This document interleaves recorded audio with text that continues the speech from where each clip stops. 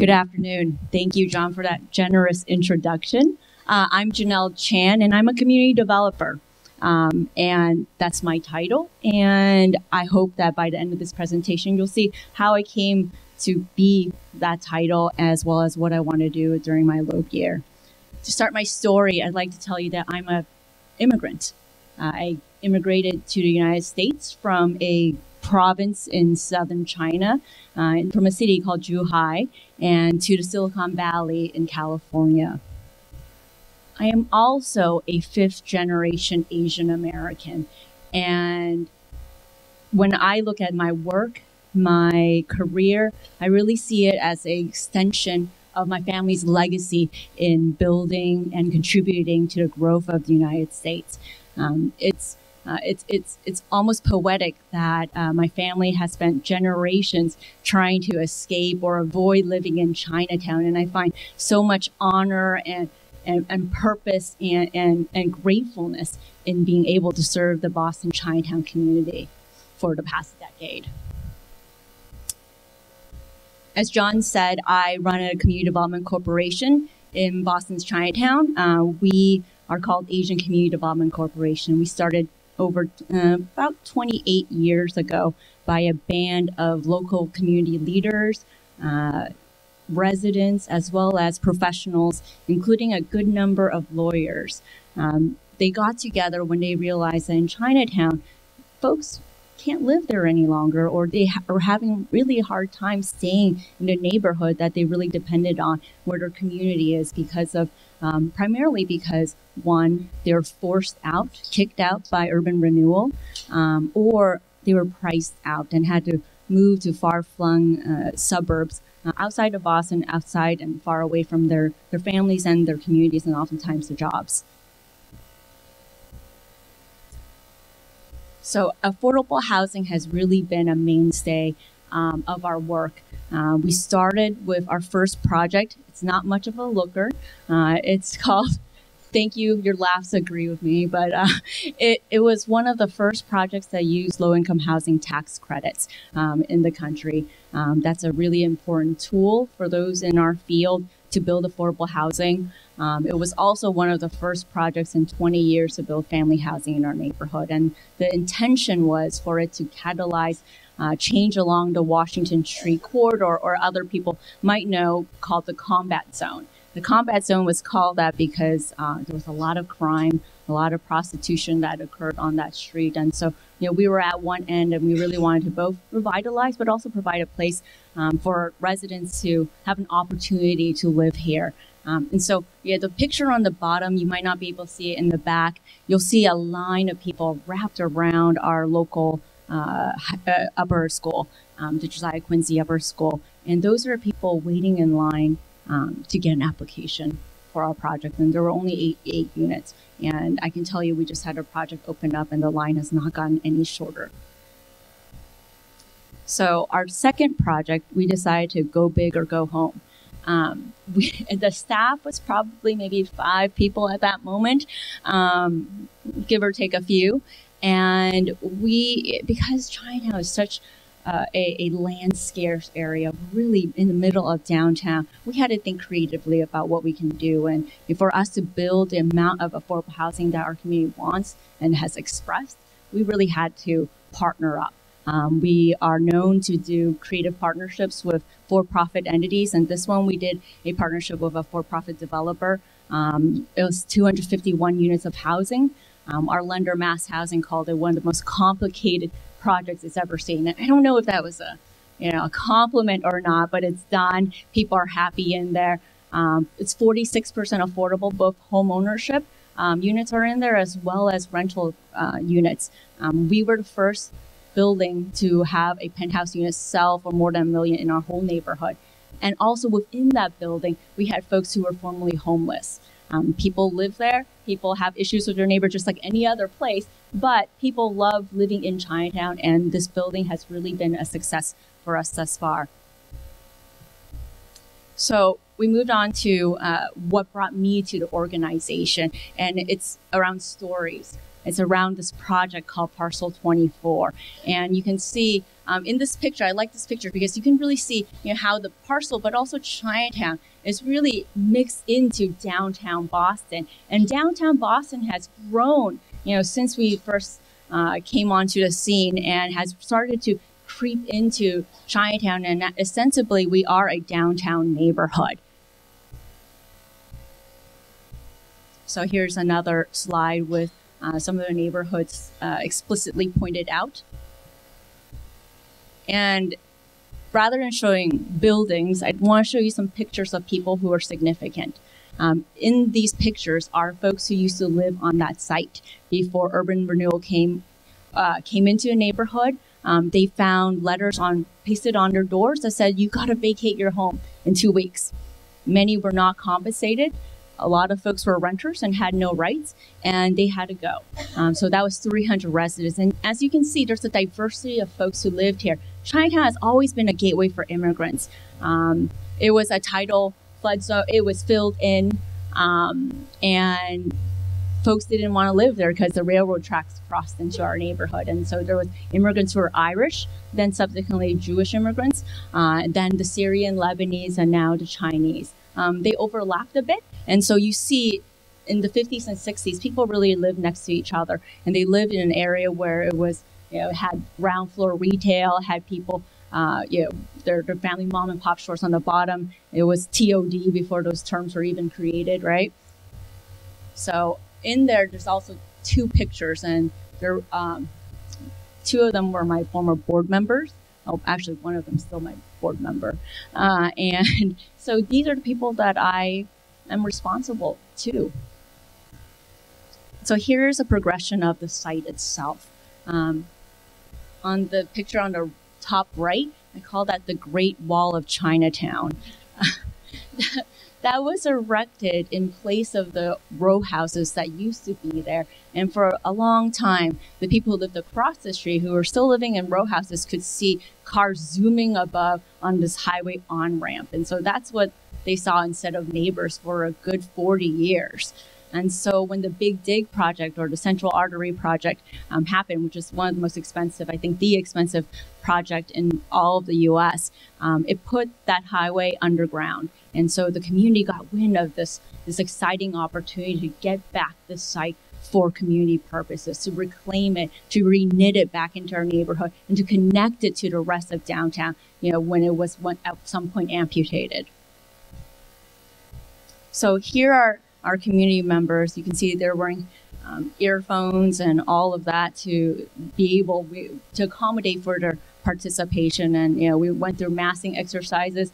We did 2 years of visioning for the site, and eventually we partnered with a for-profit equity developer and an equity partner on this project.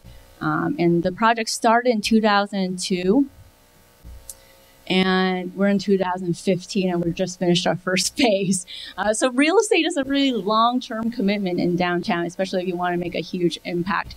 We survived through a recession that made us really delve into our core, what we want to deliver and what we promised the community to deliver. And we changed some of our programs, but this whole process was a conversation with the community. So now we have, as you are driving in, if you do have a car, if you're driving in from the south into Boston, this is the new sign for Chinatown. This is the new building that you're going to be greeted with. This is the new gateway. This building, this is a rendering, but it does exist right now. So walk on by there and check it out. It's 363 units of housing when it's completed, but more importantly, it's a whole block.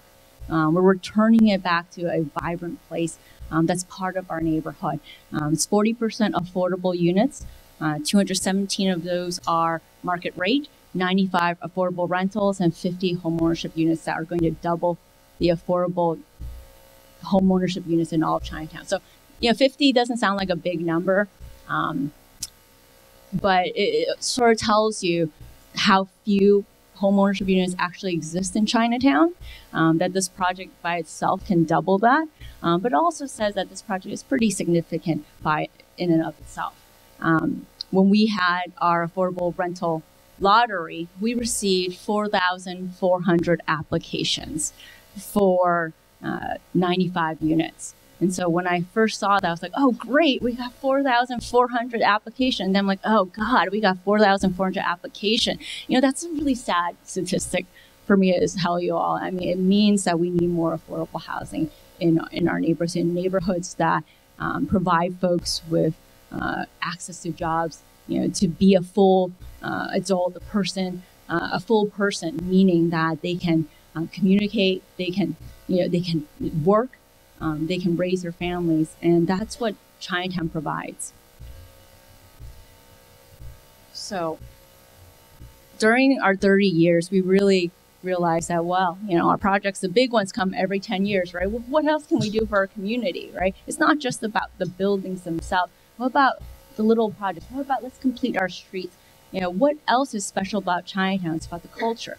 And so what we do is, I don't see ourselves as a service provider. We're, you know, enablers. And we've enabled our youth to find moments and opportunities for both art and opportunities to provide some respite for some place for play in our neighborhood.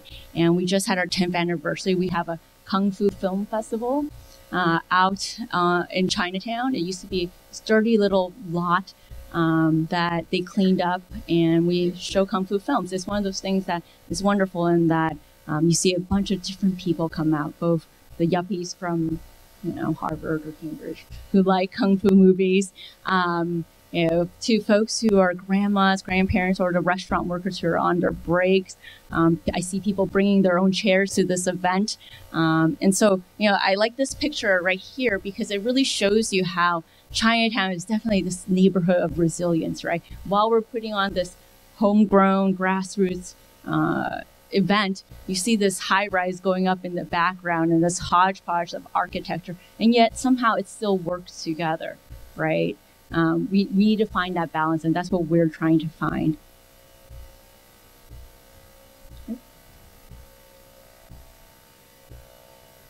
So the next thing that I want to highlight, we do a lot of different programs, so I want to highlight is community empowering. And that really means, again, enabling our community to help themselves shape the neighborhoods and help improve the wellness and the health for neighbors, to help neighbors, right? And so this is a project that we did with, we won a MacArthur Foundation grant, 18 globally. There were 18 global winners. And we use digital media as a way to supplement the town hall meetings.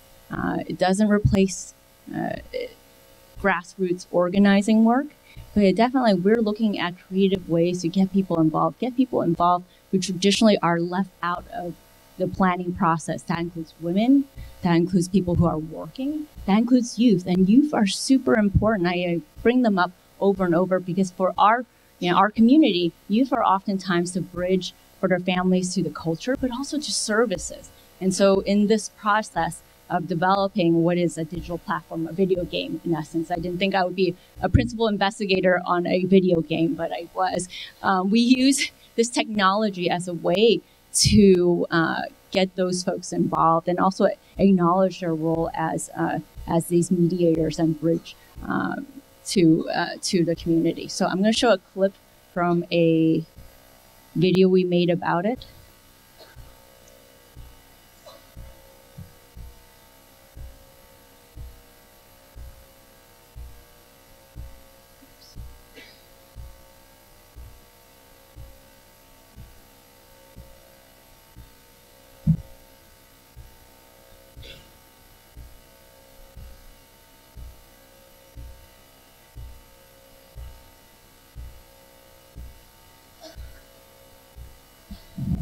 So while that's coming up, I just want to mention that we decided to go with technology, and that's something that I'm personally interested in because, you know, oftentimes there's these assumptions that immigrant communities are ones who might not use technology. And, you know, if you go to Asia, everybody has a smartphone. And the early adopters of using the web on their phone are African American communities who didn't have internet at home. And so, you know, we wanted to flip those assumptions that we have about these communities and really look at what are creative ways to reach out and accommodate for folks.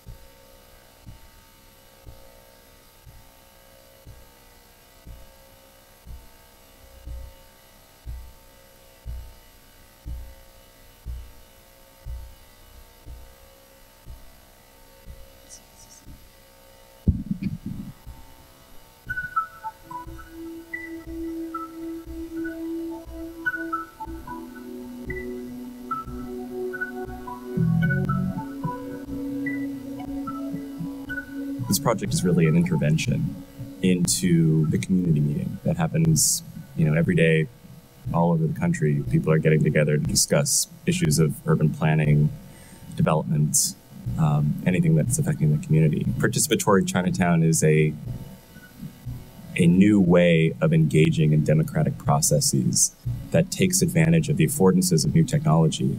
The town hall meeting is a technology that's 300 years old. And it's been pretty effective, but there's room for innovation. And what we've done here, I think, is we've innovated the town hall meeting by bringing in gaming, by bringing in social networking. I think we can change the way that decisions are made, and that not only decisions are made, but the way that groups get together, collaborate, work together, form.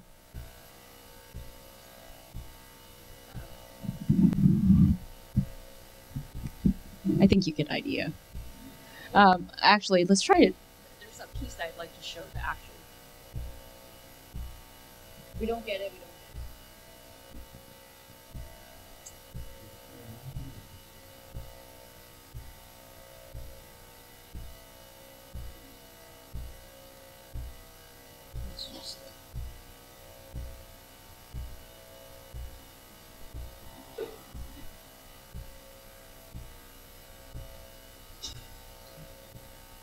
Which side?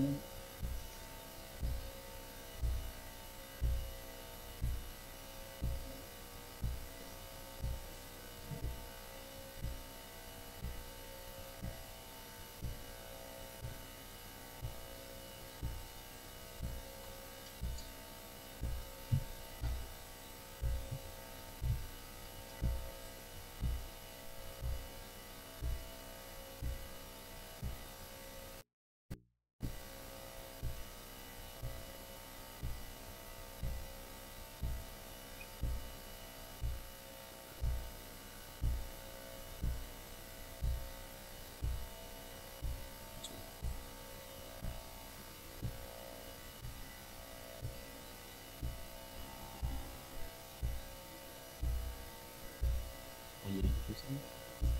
30 seconds.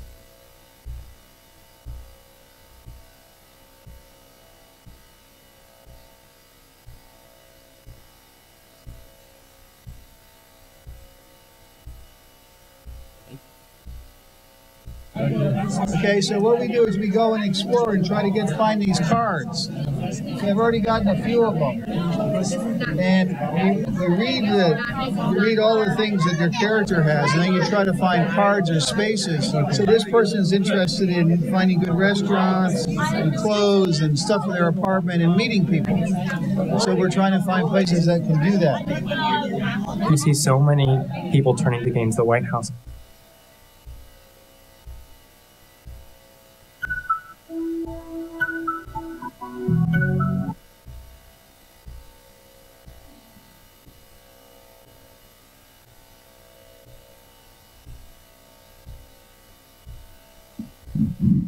So my Loeb gear.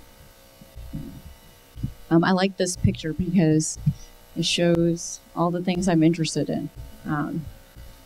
One of it's a little bit of a stretch. Definitely food is a passion. Entrepreneurship is growing as a passion, but it's also definitely something that has been entrenched in our community and an asset of our community, and real estate.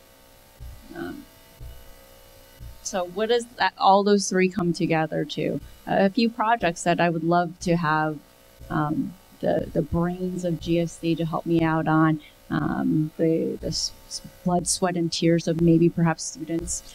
So I want to combine all of those to reiterate Chinatown. So there's this concept of Chinatown where, actually it's not a concept, this image right here of pagodas, right, of gates.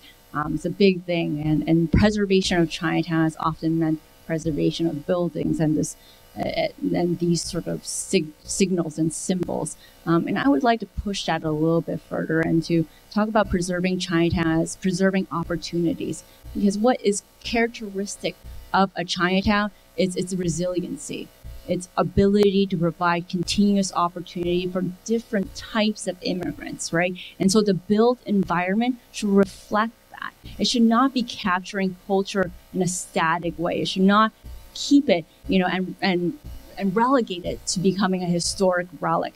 So this beautiful gate right here, this is in DC. It's the largest arch in all of the US in Chinatown. And who here has been to DC's Chinatown? All right, so you might notice, similar to me, that they're really, somehow that neighborhood doesn't feel authentic anymore. And why does it not feel authentic anymore? And it doesn't feel it because the people are no longer there. You have Starbucks with signs that say, Starbucks in Chinese. I don't know what that is, but it's in Chinese. You have Ann Taylor's next door. There's nobody living there. And now there's one building, left with, residents who are immigrants and also African-American community in this one building who are now fighting to keep their homes in Chinatown. So that Chinatown to me is really dead or dying. And so they have a beautiful arch, but what does that really mean? Is that what we're trying to preserve here? And so that's what's different about our Chinatown in Boston. It's serving a spectrum of people, and we really need to figure out, and it's a constant conversation to figure out what is the right balance. When is that tipping point going to happen when when it doesn't feel authentic? We don't know what that is, but you'll know it when you feel it and when you see it, right? So what does reiteration mean? So in Boston, lots have changed in the past 30 years. When we first started, serving the Asian American community meant serving this 0.2 of a square mile, okay? Now it's grown to, and we've grown along the transit lines because a lot of us were displaced, to areas that are like Malden and Quincy, great places where are safe and relatively affordable places to raise your family. And so those two cities themselves have about 1/4 of their population being Asian American. So now, as a nonprofit, how do we serve a culturally connected and oftentimes economically connected community, but geographically dispersed community? And so what I would like to, what got me thinking about, Chinatown and the next iteration of it and being a hub was a story from one of our constituents, one of our clients. We helped her buy her first home. Her and her husband started a food truck in Chinatown.